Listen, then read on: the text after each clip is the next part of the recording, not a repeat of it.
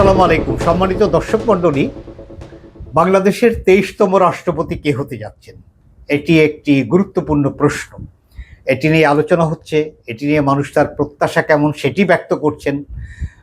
অনেকে প্রেডিকশন করছেন। প্রিন্টিং মিডিয়ায় ইতিমধ্যে বেশ কয়েকটি সংবাদ প্রচার হয়েছে, ইলেকট্রনিক মিডিয়া তারা সংবাদ করেছে, এমনকি সামাজিক যোগাযোগ মাধ্যম সহ নানা মাধ্যমে এটি একটা গুরুত্বপূর্ণ আলোচনা বাংলাদেশে বর্তমানের প্রেক্ষাপটে। এটি মোটেও অস্বাভাবিক নয়, কারণ বাংলাদেশ নামক রাষ্ট্রের প্রধান হচ্ছেন রাষ্ট্রপতি। গত 24 জুলাই শুক্রবার শাহাবুদ্দিন চুপ্পুর পদত্যাগের মধ্য দিয়ে বাংলাদেশে একটি নতুন অধ্যায়ের সূচনা হয়েছে, এটি বলাটা স্বাভাবিক। এবং মাননীয় speaker major retired Hafizuddin Ahmed বীর বিক্রম ইতিমধ্যে ওই দিন বিকেলেই তিনি অস্থায়ী রাষ্ট্রপতি বা ভারপ্রাপ্ত রাষ্ট্রপতির দায়িত্ব তিনি গ্রহণ করেছেন। পাশাপাশি গত 20 জুলাইয়ের কিছু আগে পরেই আসলে গুঞ্জনটা ডালপালা মেলেছিল যে বাংলাদেশের রাষ্ট্রপতি হিসাবে শাহাবুদ্দিন চুপ্পু এই অধ্যায়ের সমাপ্তি ঘটতে যাচ্ছে, এবং লন্ডনের একটি টেলিফোন এটি আলোচনায় এসেছিল। এই সময়ই আসলে আলোচনা উঠেছিল যে তাহলে পরবর্তী রাষ্ট্রপতি কে হচ্ছেন। এই আলোচনা দিন যত যাচ্ছে তত অনেক বেশি আরও শাখা প্রশাখা বিস্তৃত হয়ে হচ্ছে।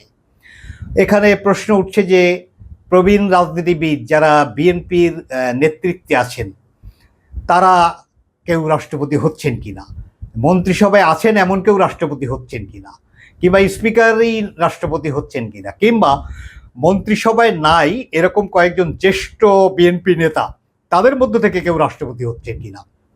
আলোচনা এমনও আছে যে এই রাজনীতিবিদদের বাইরে পেশাজীবী সংগঠনে কর্তৃত্ব করেছেন, নেতৃত্ব করেছেন জাতীয়তাবাদী আদর্শ এই ঘরানার মানুষ, বিশিষ্ট নাগরিক।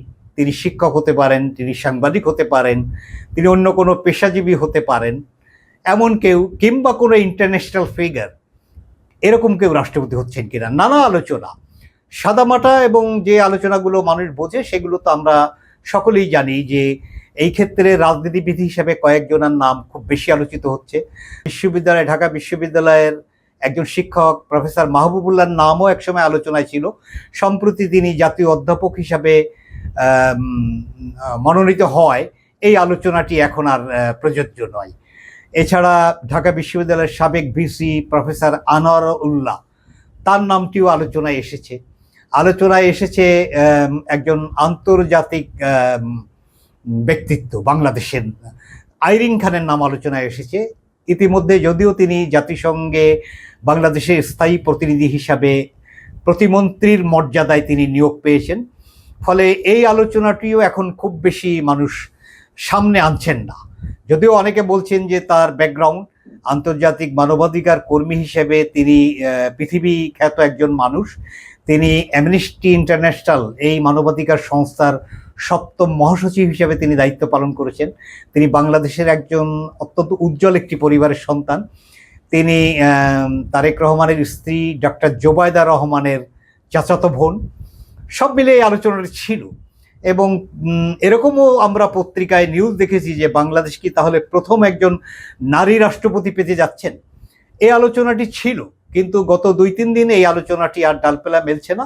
যেহেতু আইরিন খান যোগ্য মানুষ হিসাবেই জাতিসংঘে বাংলাদেশের স্থায়ী প্রতিনিধি এই পদটিতে তিনি ইতিমধ্যে মনোনীত হয়েছেন, সেখানেই তিনি ভালো করবেন। বাংলাদেশের প্রতিনিধিত্ব করতে যেয়ে তিনি বাংলাদেশের মর্যাদা আরও উঁচুতে নিয়ে যাবেন, এবং বাংলাদেশের পারপাস সার্ভের জন্য যে ধরনের ব্যক্তিত্ব প্রয়োজন আইরিন খান সেই ধরনের ব্যক্তিত্ব হিসেবে একজন শীর্ষ ব্যক্তিত্ব। এবং এই মনোনয়নটিও বা এই চয়েসটিও বাংলাদেশ সরকার, বিশেষ করে সরকারের প্রধান তারেক রহমানের একটা উপযুক্ত মনোনয়ন হয়েছে, মানুষ এমনও প্রশংসা করছে। ফলে আইরিন খান রাষ্ট্রপতি হবেন এই আলোচনাটা খুব জোরালো আলোচনা বলে এখন আর মনে হচ্ছে না। তবে আমি আজকে মূলত সাদামাটা যে আলোচনাগুলো হয় এর মধ্য থেকেই একটু আলোচনাটা করতে চাই। নাম্বার 1-এ যার নামটি আলোচনা, মির্জা ফখরুল ইসলাম আলমগীর, এবং অনেকেই বলছেন তার সম্ভাবনাই বেশি, এবং সেই বলাটা যুক্তিসঙ্গত। কারণ বিএনপির সবচেয়ে দীর্ঘ সময়ের মহাসচিব হচ্ছেন মির্জা ফখরুল ইসলাম আলমগীর, এবং সেই দীর্ঘ সময়টা কোনো সুসময় নয়। বিএনপি সরকারে থাকা অবস্থায় তিনি মহাসচিবের দায়িত্ব পালন করার সুযোগ তার হয়নি। বিএনপির এই যে বিএনপির ইতিহাসে সবচেয়ে বিপজ্জনক জার্নি যে বিগত 15-16 বছর, এই জার্নির সবচেয়ে বেশি সময় তিনি মহাসচিবের দায়িত্ব পালন করেছেন। মহাসচিব হিসেবে দুইজন লোক বিএনপি সম্ভবত চিরদিন তাদেরকে স্মরণ করবে। একজন খন্দকার দেলোয়ার, তিনি জীবন মৃত্যুর সন্ধিক্ষণে দাঁড়িয়েও বুক চিতিয়ে বিএনপির নেতৃত্ব, বেগম খালেদা জিয়া পরিবার এর জন্য বুক চিতিয়ে লড়াই করেছেন। ফলে এই মানুষটির কথা বিএনপির মানুষ মাথা নিচু করে তার কথা স্মরণ করেন। মির্জা ফখরুল ইসলাম আলমগীর যে সময়ে মহাসচিবের দায়িত্ব পালন করেছেন, বেগম খালেদা জিয়া একটা দীর্ঘ সময় জেলে ছিলেন, তারেক রহমান প্রবাসে ছিলেন, এক ধরনের নির্বাসিত জীবনযাপন। সেই সময় দলকে ঐক্যবদ্ধ রাখা, আওয়ামী লীগের ওই আগ্রাসী আক্রমণ মোকাবেলা করে দলের কর্মসূচি বাস্তবায়ন করা, বিদেশিদের সঙ্গে বিএনপিকে কানেক্ট করা, দেশের নানা স্তরে মানুষের আশ্রয়স্থল হিসেবে নিজের দায়িত্ব পালন, এমনকি সরকারের নানা প্রলোভন, চাপ, এগুলো মোকাবেলা করে বিএনপিকে একটা নির্দিষ্ট গতিতে পরিচালনা করা, এই সমস্ত কৃতিত্ব এই মহান মানুষটির নিশ্চয়ই আছে। তাছাড়া তিনি প্রচুর মামলায় আসামি হয়েছেন, বৃদ্ধ বয়সে জেল খেটেছেন, শারীরিক অসুস্থতা নিয়েও তিনি ইমানি পরীক্ষায় উত্তীর্ণ একজন মানুষ। তার ব্যাকগ্রাউন্ডটা অত্যন্ত চমৎকার। তিনি পেশায় একজন শিক্ষক ছিলেন, ঢাকা লালমাটিয়া কলেজে তিনি শিক্ষকতা করেছেন, অর্থনীতির ছাত্র। তিনি সরকারি চাকুরি হিসাবে এসএ বাড়ি এটি জিয়াউর রহমানের সময় যিনি উপপ্রধানমন্ত্রী ছিলেন তার পিএস হিসাবে দায়িত্ব পালন করেছেন। তিনি নিরীক্ষা পরিদর্শন বিভাগেও কিছুদিন চাকুরি করেছেন। পরবর্তীতে সরকারি চাকুরি ছেড়েছেন পরিবারের প্রয়োজনে। তার পরিবার ঠাকুরগাঁয়ে জনপ্রতিনিধিত্ব করত। তার পিতা মন্ত্রী ছিলেন, পৌরসভার চেয়ারম্যান ছিলেন। পরিবারের প্রয়োজনে, পরিবারের প্রস্তাবে তিনি সরকারি চাকুরি ছেড়ে সম্ভবত 1986 সালে তিনি ঠাকুরগাঁর পৌরসভায় তিনি নির্বাচন করেন এবং ওখানকার একটা বিস্তর জনগোষ্ঠী, তারা হিন্দু সম্প্রদায়ের, ওই পরিবারের প্রতি একটা বিশেষ মর্যাদা দিয়ে ওই পরিবারকে তারা বিবেচনা করেন। ফলে মির্জা ফখরুল ইসলাম আলমগীর বা তার পরিবার সেখানে অত্যন্ত জনপ্রিয়। মির্জা ফখরুল সেই অল্প বয়সেই তিনি ঠাকুরগাঁর পৌরসভার চেয়ারম্যান হওয়ার মধ্য দিয়ে জনপ্রতিনিধিত্বে তিনি পদার্পণ করেন। পরবর্তীতে তিনি বিএনপিতে যোগদান করেন। 2001 সালে তিনি প্রতিমন্ত্রীর দায়িত্ব পালন করেন, দুটি মন্ত্রণালয়। সবচেয়ে বড় কথা হলো 111 সরকার বিএনপির নানা নেতাদেরকে দুর্নীতির দায়ে অভিযুক্ত করে তাদেরকে সাজা দিয়েছেন, জেল খাটিয়েছেন। মির্জা ফখরুল ইসলাম আলমগীরকে এই কলঙ্ক স্পর্শ করতে পারেনি। তিনি একজন দুর্নীতিমুক্ত সৎ মানুষ, সজ্জন মানুষ, সকল মহলের কাছে গ্রহণযোগ্য মানুষ। সর্বোপরি দেশের বাইরেও তার একটা বিশেষ গ্রহণযোগ্যতা, সততা এবং এই যে সহজ আচরণের কারণে তিনি বিরোধী রাজনৈতিক দলগুলোর কাছেও অপেক্ষাকৃত গ্রহণযোগ্য এবং সহনশীল মানুষ। একজন সংস্কৃতিবান মানুষ, কবিতা আবৃত্তি করেন, তিনি সংস্কৃতি চর্চা করেন, নাটক করেছেন, অভিনয়ও করেছেন। বহু বৈচিত্র্যের একজন বন্ডিল মানুষ। তিনি রাষ্ট্রপতি হিসেবে দায়িত্ব গ্রহণ করলে সেটি ওই পদমর্যাদার সাথে মানানসই হিসাবে অত্যন্ত একটি চমৎকার সিদ্ধান্ত হবে বলেই অনেকে মনে করেন। ডক্টর খন্দকার মোশাররফ হোসেন জিয়াউর রহমানের সময় রাজনীতি করেছেন, বিএনপির প্রথম ছাত্র বিষয়ক সম্পাদকের দায়িত্ব পালন করেছেন। বিশ্ববিদ্যালয়ের শিক্ষকতা ছেড়ে দেশপ্রেমের আদর্শে উদ্বুদ্ধ হয়ে জিয়াউর রহমানের ডাকে তিনি রাজনীতিতে এসেছিলেন। বেগম খালেদা জিয়ার একজন বিশ্বস্ত সঙ্গী ছিলেন।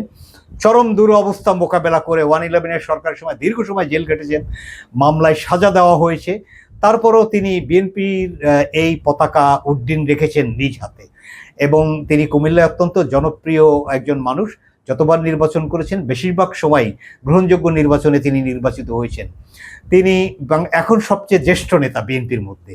ফলে তাকে মন্ত্রণালয়েও দেওয়া হয়নি মন্ত্রিসভা গঠনের সময়। ফলে তিনি রাষ্ট্রপতি হতে পারেন সেটি অনেক আগেরই একটা অনুমান ছিল। তিনিও আলোচনায় আছেন ডক্টর মঈন খান, যিনি এর আগের সরকারগুলোতে মন্ত্রীর দায়িত্ব পালন করেছেন, বিএনপির স্ট্যান্ডিং কমিটির সদস্য। দেশের মধ্যে ছাড়াও দেশের বাইরে কূটনৈতিক মহলেও তার একটা বিশেষ গ্রহণযোগ্যতা আছে। তিনি আলোচনায় আছেন। তিনি রাষ্ট্রপতি হলে এটিও পদমর্যাদার সঙ্গে মানানসই একজন ব্যক্তিত্বকেই রাষ্ট্রপতি মনোনয়ন হিসাবে একটা চমৎকার সিদ্ধান্ত বলেই বিবেচিত হবে। নজরুল ইসলাম খানের মতো একজন বিশ্বস্ত সিনিয়র বিএনপি নেতা এই আলোচনায় আছেন, যিনি অনেকে তো বিএনপির নির্বাচন করার জন্য কামড়াকামড়ি করেন, যিনি কখনোই নির্বাচন করতে চাননি। তিনি নির্বাচনকালীন সময় প্রায় প্রত্যেকবারই নির্বাচন পরিচালনার সবচেয়ে গুরুত্বপূর্ণ দায়িত্ব, পলিসি মেকিং, বাস্তবায়ন, এই দায়িত্বটা তিনি পালন করেন। বেগম খালেদা জিয়ার তিনি যেমন বিশ্বস্ত ছিলেন, তারেক রহমানের কাছেও তিনি তেমন বিশ্বস্ত এবং শ্রদ্ধার পাত্র।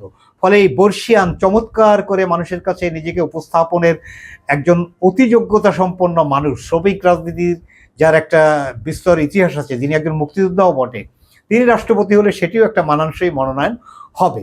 তবে তিনি শারীরিকভাবে খুব অসুস্থ থাকেন, প্রায়শই তাকে হসপিটালে যেতে হয়। এটি হয়তো তার তার একটা রাষ্ট্রপতি মনোনয়নের ক্ষেত্রে এটি তার জন্য একটা ভিন্ন মেসেজ হতে পারে। এছাড়া এই যে যাদের নাম বললাম, প্রফেসর আনোয়ারুল্লাহ, ঢাকা বিশ্ববিদ্যালয়ের ভিসি, দীর্ঘদিন ধরে তিনি নানামুখী কার্যক্রমের মধ্য দিয়ে জাতীয়তাবাদী আদর্শের এই পেশাজীবী ঘরানায় তিনি দায়িত্ব পালন করেছেন। এছাড়া আরও অনেকের নাম আছে। সর্বোপরি মেজর রিটায়ার্ড হাফিজউদ্দিন আহমেদ বীর বিক্রম, তিনিও রাষ্ট্রপতি হওয়ার আলোচনায় আছেন। পূর্বের একটা রেকর্ড আছে যে আব্দুর রহমান বিশ্বাস 1991 সালে তিনি স্পিকারের দায়িত্ব পালন ওই অবস্থায় বিএনপির মনোনয়ন নিয়ে তিনি রাষ্ট্রপতি হয়েছিলেন। সেই আলোচনাকে ধারাবাহিকতা ধরলে মেজর রিটায়ার্ড হাফিজউদ্দিন আহমেদ বীর বিক্রম, একজন মুক্তিযোদ্ধা, জিয়াউর রহমানের সাথে মুক্তিযুদ্ধ করা একজন বীর বিক্রম খেতাবধারী মুক্তিযোদ্ধা, একজন অসীম সাহসী যোদ্ধা, একজন সাবেক খেলোয়াড়। 100 এবং 200 মিটার স্প্রিন্টে তিনি দেশে যিনি চ্যাম্পিয়ন ছিলেন, যিনি পাকিস্তান জাতীয় ফুটবল দলের অধিনায়ক ছিলেন, ফুটবলে একটা বিশেষ মর্যাদা তিনি ছিলেন, বাফুফের সভাপতি ছিলেন, এশিয়ান ফুটবল কনফেডারেশনের তিনি ভাইস প্রেসিডেন্ট ছিলেন, তিনি ফিফায় কাজ করেছেন। ফলে এইরকম একজন বর্ণাঢ্য মানুষ, স্পিকার তাকে মনোনয়ন দেওয়ার পরে এই সিদ্ধান্তটি তারেক রহমানের সিদ্ধান্ত হিসেবে খুবই প্রশংসিত হয়েছে এবং স্পিকার হিসেবে তার পারফরমেন্সও মানুষকে আশ্বস্ত করতে সক্ষম হয়েছে। সরকার দল এবং বিরোধী দল উভয় ক্ষেত্রে প্রয়োজনে কড়া, প্রয়োজনে সহজ হয়ে তিনি নমনীয়তা এবং একই সঙ্গে ব্যক্তিত্ব এর একটা স্ফুরণ তিনি জাতীয় সংসদে ইতিমধ্যে ঘটিয়ে তিনি মানুষের প্রত্যাশা পূরণ করতে সক্ষম হয়েছেন। তিনিও রাষ্ট্রপতি পদে আলোচনায় আছেন। তবে এক্ষেত্রে কয়েকটি আলোচনা করি। এই রাষ্ট্রপতি মনোনয়নের জনগণের দিক থেকে কতগুলো প্রত্যাশা আছে। সেটি হলো রাষ্ট্রপতি মনোনয়ন, এটি যেমন দলীয় বিশ্বস্ত আনুগত্যের একটা দিক থাকে, রাষ্ট্রের প্রতি আনুগত্যের একটা দিক থাকে। আমাদের রাষ্ট্রটি নানামুখী শত্রুতা, একটা মুখোমুখি আধিপত্যবাদী একটা শক্তি এই রাষ্ট্রকে ঘিরে সবসময় একটা ষড়যন্ত্র করে। সেই ষড়যন্ত্র মোকাবেলা করার জন্য দৃঢ় ব্যক্তিত্ব, সততা থাকলে নিশ্চয়ই তিনি দেশে বিদেশে আরও অনেক বেশি সম্মানিত হবেন। এই সততার প্রশ্নটি আছে। দেশের মধ্যে যেমন গ্রহণযোগ্যতার একটি প্রশ্ন আছে, বিদেশি ডেভেলপমেন্ট পার্টনার এবং বন্ধু বা এই ভূ রাজনীতির নানা ব্যঞ্জনা, এক্ষেত্রেও একজন গ্রহণযোগ্য ব্যক্তিত্বশীল মানুষকেই রাষ্ট্রপতি মনোনয়নের বিষয়টা নিশ্চয়ই সর্বাগ্রে গুরুত্ব পাবে। সেক্ষেত্রে আমরা আমাদের সংসদীয় গণতান্ত্রিক ব্যবস্থায় 3 জন রাষ্ট্রপতির অভিজ্ঞতা আমাদের আছে।